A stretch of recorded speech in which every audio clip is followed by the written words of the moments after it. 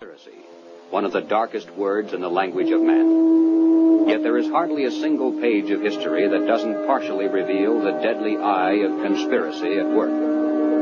It was a conspiracy that directed Brutus against Caesar in the Roman Senate on the Ides of March. It was a conspiracy that plotted the betrayal of West Point by Benedict Arnold during the American Revolution. It was a conspiracy that led John Wilkes Booth to the assassination of President Lincoln on Good Friday, 1865. The past record of man is burdened with accounts of assassinations, secret combines, palace plots, and betrayals in war. The tenet of conspiracy has been a dominant force in all history.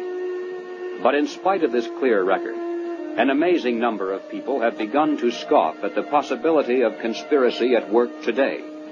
They dismiss such an idea merely as a conspiratorial view of history. The purpose of this presentation is to show that the conspiratorial view of history, particularly of recent history, is the correct view. That there is a secret and powerful combine at work today. That it constitutes the unseen government of the United States, and that it properly can be identified as the capitalist conspiracy.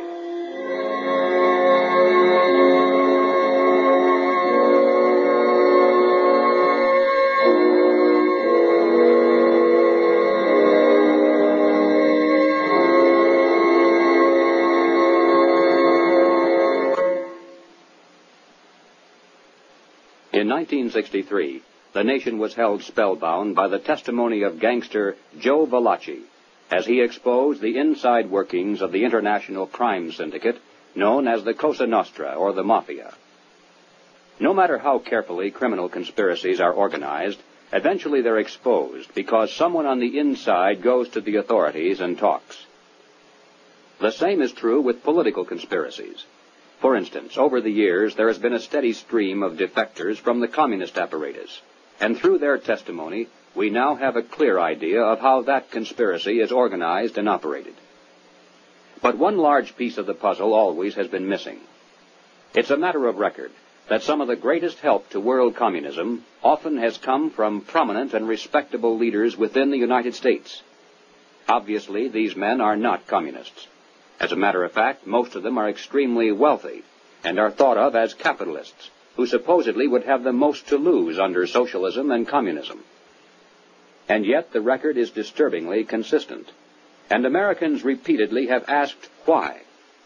Why have some of the richest people in the United States, both in and outside of government, aligned themselves with leftist policies that would appear to be the path to their own destruction? And if there is a conspiracy at work among these men, why hasn't someone on the inside exposed it? The answer is, someone has. Dr. Carroll Quigley is a professor of history at Georgetown University. He is the author of the widely used textbook, Evolution of Civilization. He is a member of the editorial board of the monthly periodical, Current History. He has been a frequent lecturer and consultant for such groups as the Industrial College of the Armed Forces, the Brookings Institution, the U.S. Naval Weapons Laboratory, the Naval College, the Smithsonian Institute, and the State Department. Dr. Quigley also has been closely associated with many of the family dynasties of the super-rich. He is, by his own boast, an insider with a front-row view of the world's money power structure. When Dr. Quigley wrote this 1,300-page book of dry history entitled Tragedy and Hope, it was obvious that it would never be read by the masses. It was intended for the intellectual elite.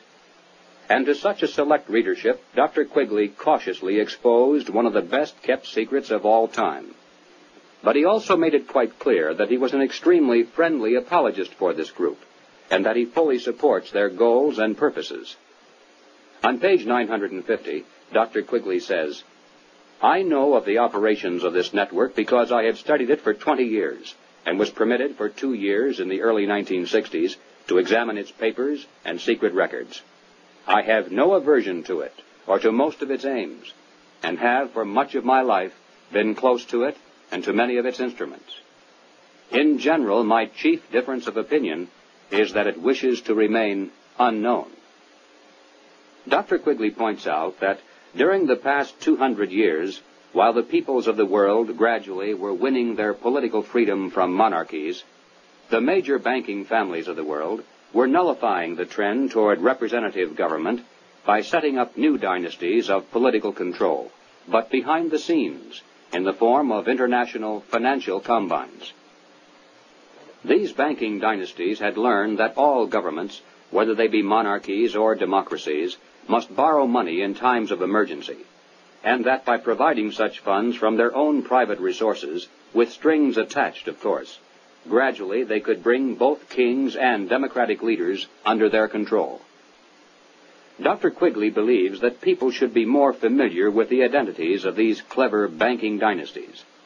They include such names as Baring, Hambros, Lazard, Erlanger, Warburg, Schroeder, Seligman, the Spires, Mirabeau, Mallet, Fuld, and above all, Rothschild and Morgan.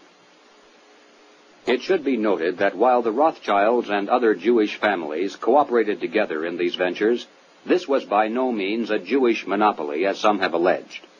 Men of finance of many nationalities and many religious and non-religious backgrounds collaborated together to create this superstructure of hidden power.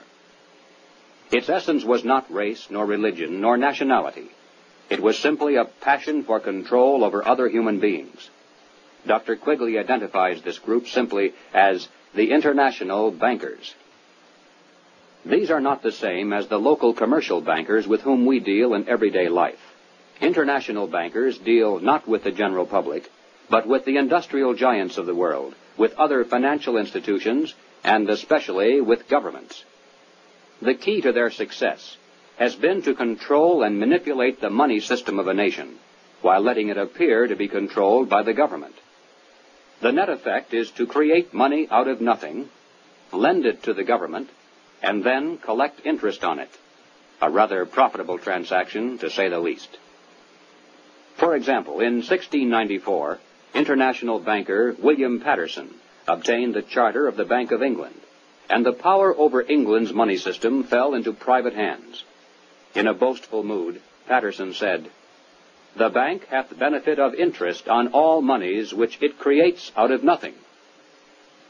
230 years later, Reginald Mackina, British Chancellor of the Exchequer, said, "The banks can and do create money, and they who control the credit of the nation direct the policy of governments and hold in the hollow of their hands the destiny of the people."